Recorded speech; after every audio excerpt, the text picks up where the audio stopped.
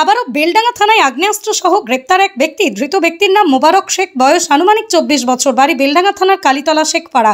গোপন সূত্রে খবর পেয়ে গতকাল রাত্রি 2টো নাগাদ তার বাড়ি থেকে আগ্নেয়াস্ত্র সহ গ্রেপ্তার করা হয় তাকে। এই বিষয়ে আজ বেলডাঙ্গা এসডিপিও উত্তম গড়াই জানান, আগেও আগ্নেয়াস্ত্র কারবারির সঙ্গে যুক্ত ছিল। গোপন সূত্রে খবর পাওয়ার পর তার বাড়িতে তল্লাশি চালিয়ে তাদের গ্রেপ্তার করা হয়। তার কাছ থেকে আরও উদ্ধার হতে পারে আগ্নেয়াস্ত্র।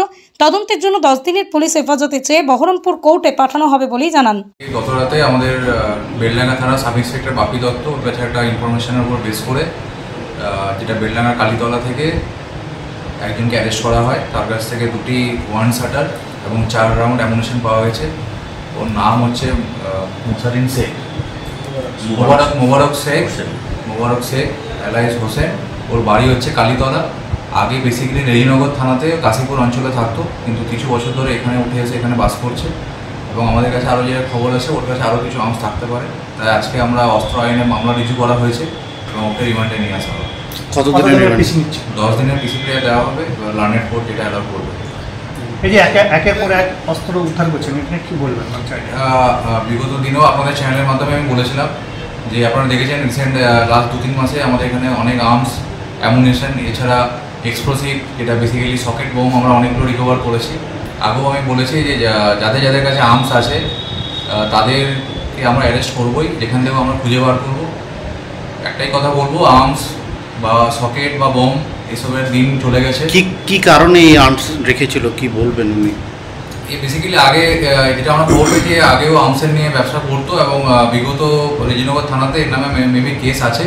ওকে রিমান্ডে নিয়ে এসে আমরা ভেরিফাই করবো, যদি কোনো পুরোনো কেস থাকে সেই কেসে ওকে ট্যাগ করা হবে। এত অস্ত্র আসছে কোথা থেকে? এটা অ্যাকচুয়ালি অস্ত্র, এগুলো তো আপনারা নিজেরা অস্ত্রগুলো দেখেছেন, অস্ত্রগুলো এর কাছেই ছিল, পুরোনো অস্ত্র আছে, এগুলো নতুন নয়। এগুলো বেলডাঙ্গাতে তো আর্মস বা বম এগুলো নতুন কিছু নয়, এর আগেও এখানে ছিল, কিন্তু এখন রিকভারি হচ্ছে।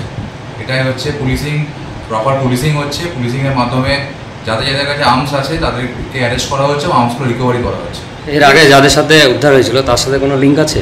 ওটা রিমান্ডে নিয়ে এসে আমরা দেখবো, ওর সাথে যারা অ্যাসোসিয়েট আছে তাদেরকেও অ্যারেস্ট করা হবে।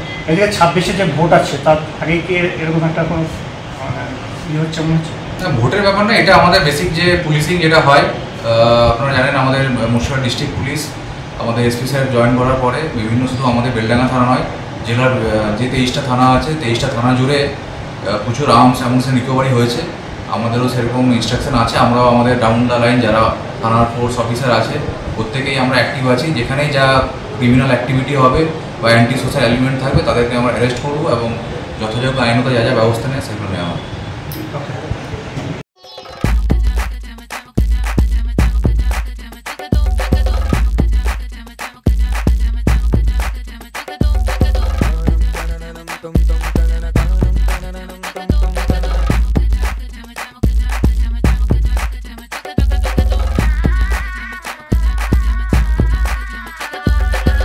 হোম অ্যাপ্লায়েন্সে যত জিনিস আছে সবই পাচ্ছেন খুবই কমের মধ্যে।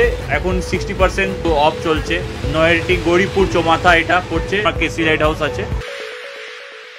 ট্রেডিশনাল হোক বা ট্রেন্ডি নারী, পুজো মানে প্রিয় গোপাল বিষয়ী কলকাতায় আর জেলায় জেলায়। আপনার শখের বাড়িটি কি সুন্দর করে সাজাতে চান? চিন্তা কি, আছেই তো মুশকিল আসান।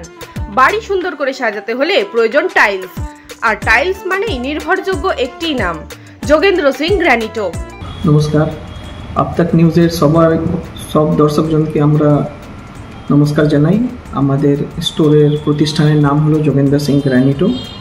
আমাদের এই প্রতিষ্ঠান নৈহাটি গরিফা, যেটা পাঞ্জাব ন্যাশনাল ব্যাংক আছে গরিফা ব্রাঞ্চ, তার ঠিক বিপরীতে আছে। আমাদের এই প্রতিষ্ঠানে আপনারা টাইলস, মার্বেল, স্যানিটারিওয়্যার, ফসেটস সব কিছু পাবেন এবং ন্যায্য মূল্যে পাবেন। আমাদের এই প্রতিষ্ঠান সব বর্গের মানুষ এবং সবার জন্য রইল। আপনারা নিশ্চয়ই আসুন আমাদের এই প্রতিষ্ঠানে। আশা করি আপনারা সবাই ডিজাইন, আজকের যুগে যত নতুন ডিজাইন আছে সব কিছু আপনারা আমাদের কাছে পাবেন। আপনাদের স্বপ্ন যেন পূরণ হোক তার জন্য আমরা দায়বদ্ধ। নমস্কার।